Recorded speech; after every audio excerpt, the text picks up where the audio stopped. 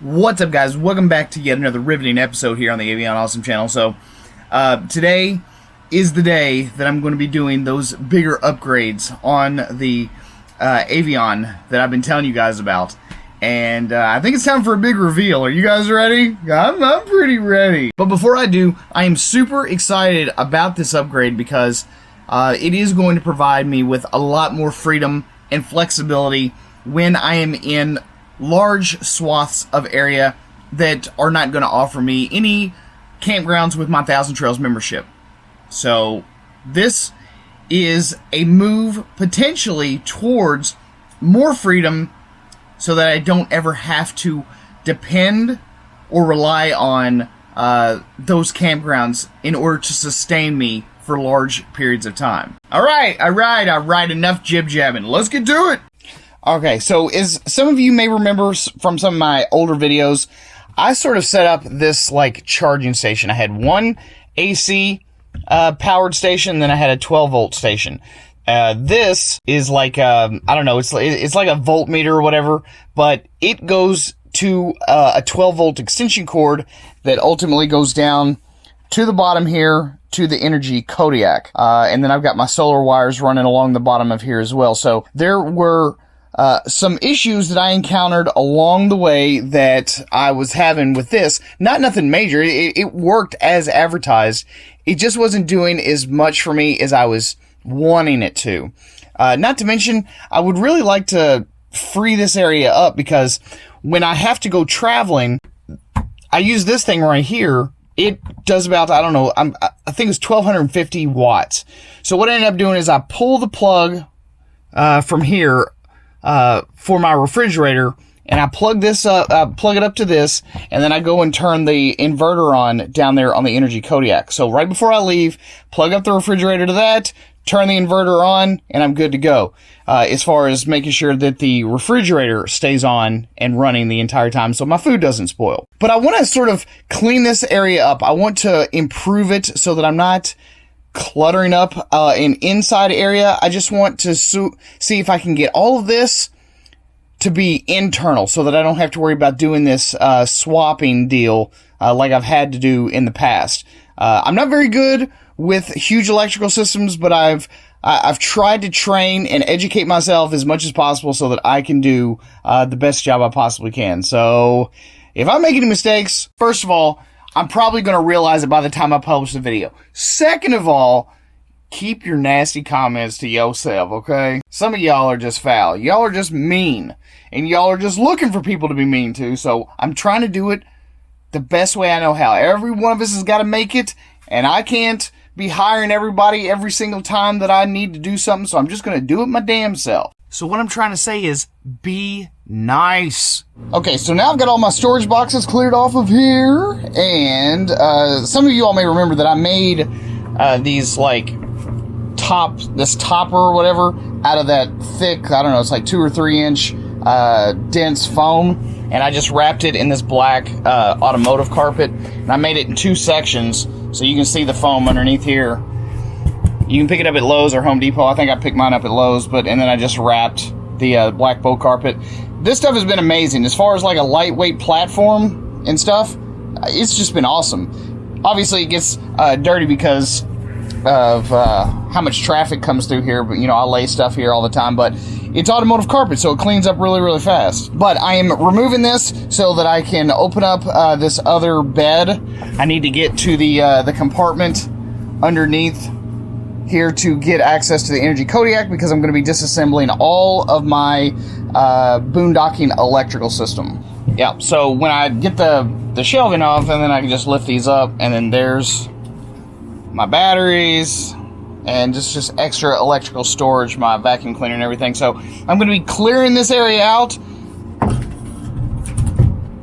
and getting rid of the old, and we're going to be making something new. Now I've got the 2 top pieces off, and you can see this is all that I have been running on when I boondock, right? So obviously with this size system, I'm not going to be able to run anything like super duper heavy duty like the AC, the heater, you know, anything with a high draw wattage Because even if I am plugged into the Kodiak with a 30 amp plug, let's just say that I had the entire RV plugged into this RV plug. This is only a 1500 watt inverter, and that plug is only rated, the 30 amp plug. So this 30 amp plug is only rated for 12 amps. So even if I wanted to, say, like, use this as the brain box and then, you know, expand it out with, you know, some stronger output style batteries, 12 amps is a huge limiting factor on huge draw appliances. So I'm going to be switching this out finally for something that is much more powerful. I'm still going to keep the Energy Kodiak. I still think that this thing, especially for, you know, everything that it offers, if you can find these used, I would definitely pick one up if you're in the market for like a portable prepper, sort of just in case of an emergency type situation. Grab one of these. They're not making this model anymore. It's no longer the Energy Kodiak. They've got a Generation 2. It's called the Energy Apex now. If you want, you can find links to all that stuff down in the description box below. I'm an affiliate, so just to let y'all know, just to be transparent and stuff. What I'm going to use this for is I'm just going to put this in the truck with my portable solar panels, so that if I ever have any power situations that would require me to use a lot of power on the go, that's what I'm going to use this for. So yeah, unhooking this whole system, I mean, it takes a matter of seconds. I just unplugged the AC outlet, I disconnected the batteries from the battery terminals, and then untwisted the solar panel Nutric connector here, and now this thing is portable again. Like, I can just grab it by the grab handle and it's ready to go. Pull it straight up out of there. Now I've got a portable, you know, 1.1 kilowatt hour solar system, portable solar system that I can take anywhere in case of emergencies whenever I need power. And just in case any of you all were wondering what this was, I cut a piece of air filter off so that whenever I turned the main inverter on, it helped keep a lot of the dust and debris out of the unit. I'm I'm a bit particular, so I mean, it doesn't have any dirt on it whatsoever, because honestly, I never had to use the inverter all that often. Whatever it was going to put out for the short amount of time that I was boondocking, which was mainly just to keep my refrigerator cold, this thing did just fine. All right, so the next thing I'm going to do is I am going to pretty up the battery compartment. I mean, it's fine. It never gets seen or whatever, but I'm a bit of a perfectionist, and I hate that about myself. Even if I'm the only one that's ever going to see it, but I'll show you what I'm working with though, because I'm going to use the exact same automotive carpet that I was using for that kind of like top shelf area, and I'm going to put this in the battery compartment to make it look nice. Alright, so I've got this extra sheet right here, and so, I mean, this wood, I don't know, it's rough.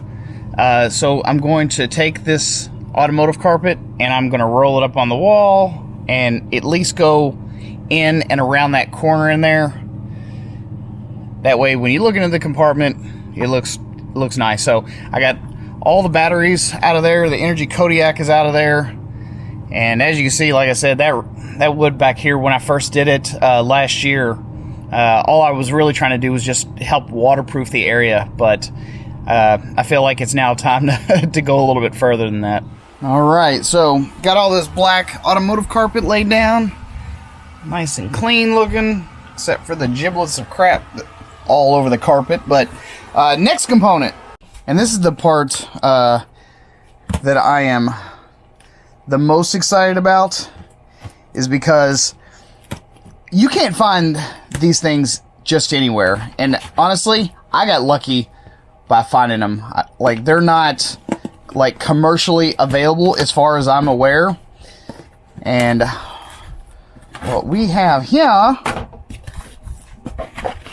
are 1 kilowatt lithium ceramic batteries. All right, so check these out, guys. Now, these are lithium ceramic batteries. From what I understand, the story goes is that these are custom-made forklift batteries. They are in a custom aluminum casing, so they're not your standard drop-in lead-acid replacement style batteries. So they're super thin profile. The nominal battery voltage on this is 10.95, so right around 11 volts, and they each have a nominal amp hour rating of 80 amp hours. According to the testing, they go up to 12.6 at a maximum, and then they have 88 total amp hours for a total of 1,000 kilowatt hours, which is pretty daggone close to the Energy Kodiak. The Energy Kodiak has 90 amp hours, and it's a 1.1 kilowatt total system. So I bought 5 of them for a total of 5 kilowatt total hours of lithium batteries. So the current plan is to leave them as a 12 volt battery system and to lay them flat like this, side by side, and just go positive to positive, negative to negative, so I can combine all the amp hours and then run my whole system like that. So like I said, you can see, I mean, they're pretty low profile, especially if you're going to lay them down. Like, they're not as deep, or honestly nowhere near as wide as standard drop-in lead-acid replacement batteries. So I am ridiculously excited about these because these only weigh about 17 pounds a piece, whereas my AGM batteries that I had, I think each one of those weighed about 60 pounds each. And I've also got these are the power wires that I was using on my last system. They are like this 4 gauge high current ultraflex power cable with multiple strands in here, and these are extremely high quality cables, and they're super duper flexible. They're not like really tight or anything. So, but I am going to have to go get them taken in and get them resized. It looks like they're going to be roughly about 8 or 9 inches. It looks like 8 inches from terminal to terminal, and then I could have a little bit of slack, but I would like for them to lay as flat as possible, like this. So super clean setup, positive to positive, negative to negative. Should be really a good looking system, in my opinion. You know, you don't have the S's everywhere, so they should just lay, flat across this. Good to go. Now these up here, as far as I know, this right here is the pin out if you're wanting to do like cell balancing. If you want to balance there's 6 total cells in each one of these battery packs, so you've got 3 in series and then 2 in parallel on the inside. Alright, so each one of these pinouts is to each one of the cells. So if you wanted to balance your cells before you actually hooked them all up, you can do that. These are all pretty close, as far as I can tell, in voltage. So I may just go ahead and do it just to equalize all of them before I actually hook up any solar to them. Okay, so looking at it from the top, this is how basically it's going to look, with all 5 batteries going straight across, right? All right here. See, look how, hang on, I'll go outside real quick and show you just how like low profile they are when they're all laying flat like that. Look how low they are. That is amazing. I mean, all of them side by side in there, they are not going to take up hardly any room whatsoever. So now I've got to take these spare cables, the ones that were from the lead acid battery setup, and I'm going to take them up here to the Auto Sound store where I got these made, and going to have them cut them to length and put me some new copper lugs on the other sides from where they cut them.